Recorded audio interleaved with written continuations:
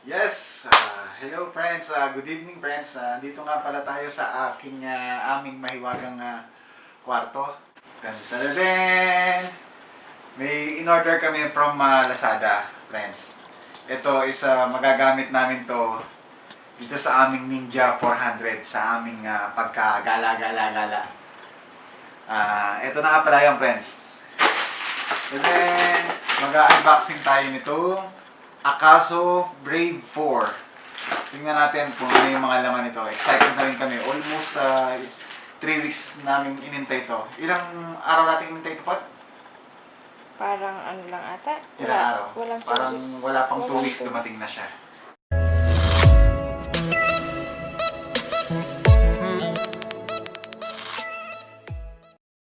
Ngayon, buksan na natin siya guys. Excited na rin ako. Ito nga pala guys is in-order namin 3,918 pesos kasama na yung isang mic. Okay, buksan na natin siya. Ayan. Yun na, sana maayos yung kanyang pagkakakabit. Sana walang basag or anything. Ito na siya guys. Oh, mukhang maganda naman yung pagkakabalot niya. May mga, ano ba tawag dito? Bubble wrap.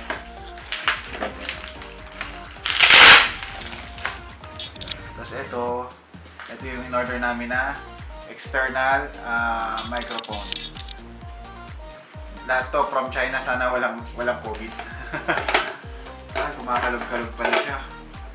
Ito na siya. Medyo nawala siya sa... Di ba dapat nakalock yun pero parang nawala. Pero tingin ko mukhang okay naman siya.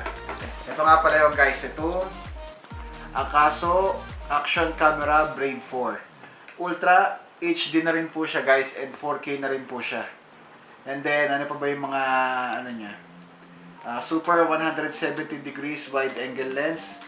Inputs, outputs, micro USB pala, sorry guys. Then waterproof casing na rin siya. And then ang gamit niya is micro SD card din siya, SDHC. Pero sana meron na tong card, pero sa tingin ko wala pang laman to. Meron din siyang tinatawag dito remote. Okay, tingnan natin guys. Napaka-cheap ng camera na to compare sa yung mga GoPro, sa mga Sony HDR.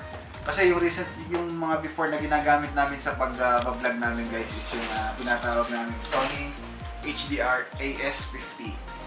Napakalinaw din niya kaso 1080p lang siya. Hindi siya lalampas. Ito yata nasa 2,000 plus yung kanyang ano niya. Ito yan guys, papakita ko sa inyo. Ito yung ginagamit namin before sa lahat ng vlog namin, which is ito yung kanyang waterproof casing.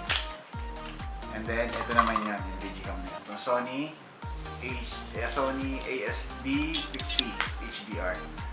Okay guys. Ngayon, buksan na natin siya.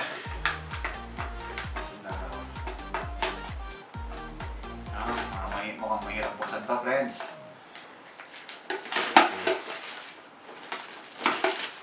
Yun nga lang, medyo natanggal siya sa kanyang pagkakalak, kaya medyo parang pumakalog-kalog siya. Siguro, ano ba ito, pinagbalibagan nila. Hindi ko alam kung ano pinagagawa nila dito, friends. Tapos, ito pa sa isang harap.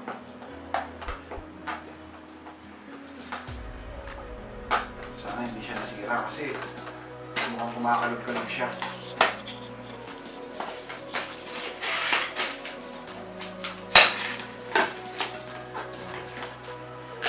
Nakabukod pala siya talaga sa taas.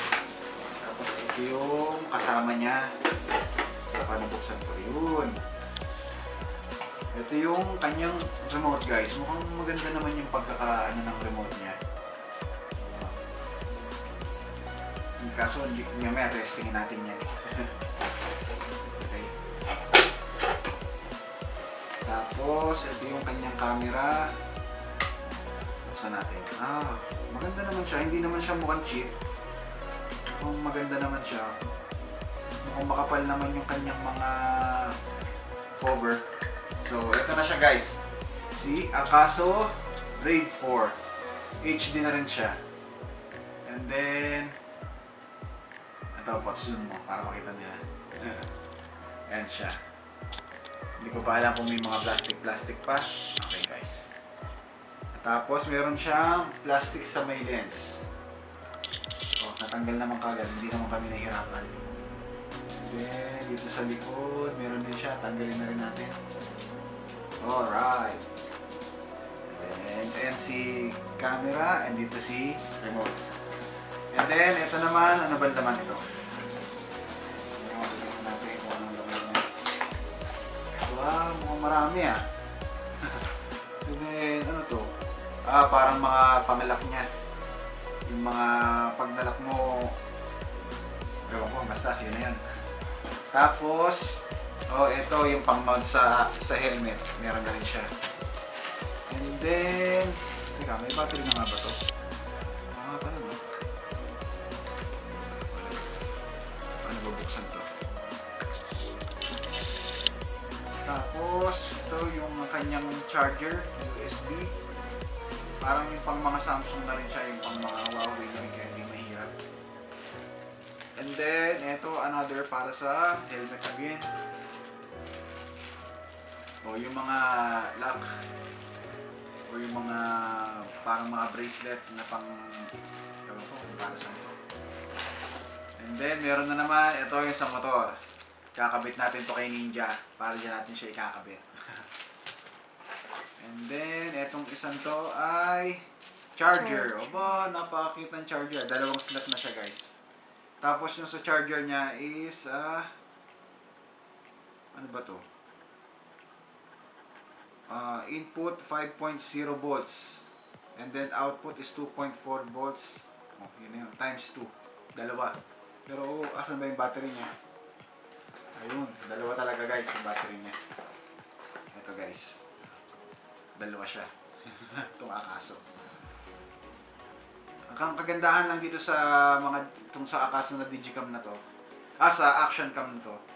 Dalawa na yung battery niya guys. Mahal din to pag bibilin mo ng separate. Kasi yung usually yung mga Action Cam o yung mga sports cam, minsan talagang isa lang yung kasama niyang battery. Pero ito, meron na siyang free another battery. And then, ito na yung sa helmet. Yung pandikit natin sa helmet guys, para dito natin i-mount yung mga itong Akaso camera. Later on, pagka ayos na natin lahat to, na-fix na natin sa helmet, try natin siya sa road guys, kung talagang malinaw siya. And then, another, hindi ko alam kung para saan to. Siguro sa helmet pa rin siya. And then, ito siguro ganun din. Meron pa siyang isa pang case. Ito siguro sa helmet din. Tapos itong isa, parang extra lock siya. Hindi ko alam kung, yung saan ba yun? Ito dito. Pwede rin siya, mas manipis nga lang. Yung isa kasi makapal, pwede mo siyang palitan. Alam ko, pwede mo kasi itong tanggalin. Yung isa, pang underwater. Ito yan. Ito yan, hindi. Yan yung para sa lab. Ito yung pang normal. Kasi may butas siya guys eh.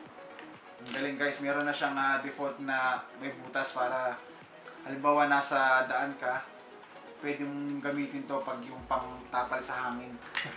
Yung isa. Hindi ako marunong magtanggal nito pero alam ko natatanggal to eh. Yung isa, yan yung pang underwater. Matanggalin.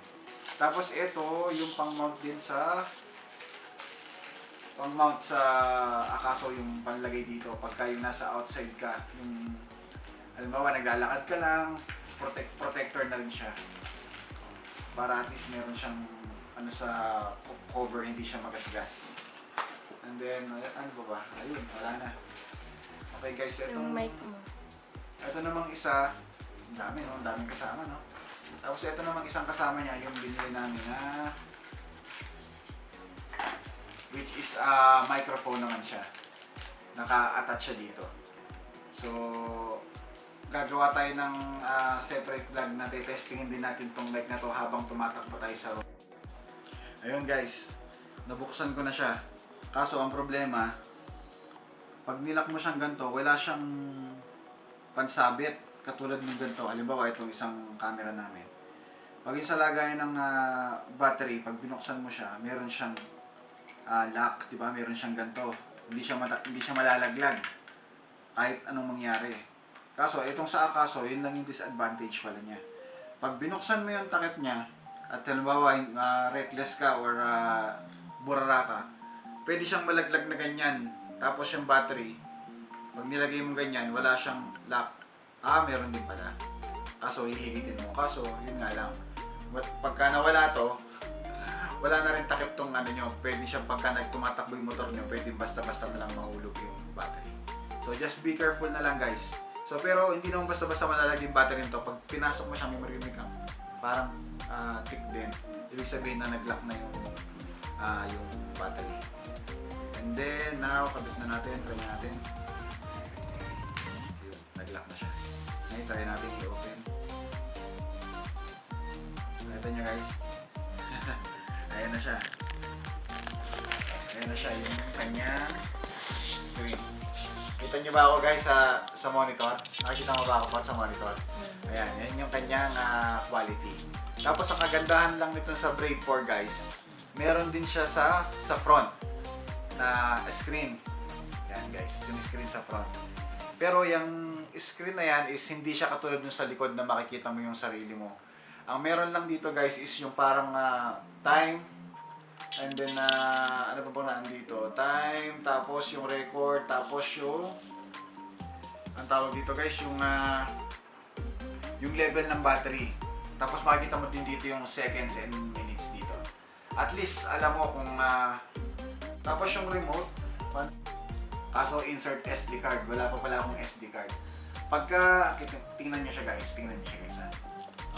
Kasi itong remote, meron siyang photo and merong video. So halimbawa yan, katulad niyan ako. Gusto ko mag-shoot. Sinuot ko to sa, siyempre susuot ko to sa left or right na kamay ko. Pag gusto kong mag-video, halimbawa nasa daan ako, nagmamotor ako, hindi ko na kailangan hawak-hawakan yung camera para i-on, i-off, i-on, i-off. Hindi na kailangan yung ganun, guys. Simple lang. Siyempre, basta may remote ka, pag pinindot mo siya, automatic magre-record siya. Kaso, wala pa akong SD card. Pag gusto mo naman ng photo, pag pinindot mo siya, yun, mag-ano din yung photo niya, mag-activate yung photo niya. Napakaganda nito, guys. Napaka-cheap nito. Ang alam ko, ito nasa ano lang to nasa 2,500 or 700 pesos. Tapos yung quality nung ano niya, malinaw naman, guys. Malinaw, HD. Tapos pwede mo pang baguhin yung mga settings. Hindi nga lang siya touchscreen, guys. Meron siyang pindutan dito sa gilid ng pang-adjustan. Ayan, zoom in, zoom out. Okay. Tapos meron din siyang menu dito sa mode sa harap. Ayun. Kaso wala pa kasi ako memory card Bibili pa pala ako, wala pa palang kasamang memory card to. Mas maganda sana to, Akaso, shoutout sa Akaso. Mas maganda sana ako nilagyan nyo na ng extra nga SD card, kaso wala pa. So ayun, guys. So ayan. Yan yung kanyang yung mga resolution, tapos yung adjustan niya nandito sa gilid. Yan yung mga pang-adjust niya. So kung meron kayong ganito, guys, pwede mo naman siyang pwede niyo siyang i-review. Meron siyang loop recording, gyroscope, yung resolution pwede mong baguhin, and then yung WDR, time lapse, meron din siyang motion detection. Tapos audio record, syempre of course meron yan. Date stamp, meron din. Angle, driving mode, meron din siya. Special effects, marami din siya. Self timer, meron din siya. Image, burst, quality, sharpness. Yun nga lang, ang ano nga lang nito, guys, is hindi siya touchscreen. Pero panalo na to sa presyong mga 2,500 to 2,800. Panalo na siya. And then, sa mga ilang araw, kasi medyo umuulan-ulan na dito. So, yun. Try natin i-review. Pero alam ko, lumalampas to ng 2,000 yung resolution nito. Try natin sa mga susunod na mga kabanata. Okay, guys. Maraming salamat sa pagsama niyo sa amin. Galero-galero nga para, guys, itong ulit na to. Hindi pa kami masyado makagala kasi iniintay pa rin namin yung ORCR ng motor. Pero although sabi nung sa Kawasaki, pwede naman daw kami lumabas. Sabi niya. Pero pag nahuli kami, wag na daw kami lumapit sa kanila kasi pinapirma nila kami ng waiver na Pag kami nahuli ng LTO or na-impound yung motor namin, wala nang kasalanan si Kawasaki kasi ginamit namin yung motor nang hindi pa lumalabas yung ORCR. So, kasi sa akin, ayoko kasi na masyadong maaberya guys. Gusto ko kasi lahat geared. So, mas mabuti sa akin kung hintayin ko na lang muna yung ORCR. Mas maganda kung sumunod na lang ako. And which is, sabi nila, abutin lang naman ng 1 to 2 months yun. So, sasamantalahin ko na yung ulan. Habang nag-uulan, hindi mo na kami maglalabas. Yun nga, huwag nyo sanang kalimutang i-hit yung subscribe button below. And then, so, maraming salamat sa sama nyo sa amin dito sa pag-unbox ng bagong camera namin. And keep safe everyone at social distancing pa rin at sana huwag rin masyado tayong maggala-gala. Or gumala man tayo pero doon tayo sa mga safe na lugar or huwag yung masyadong matao. Again guys, ito nga pala ang Galera Elago. And okay.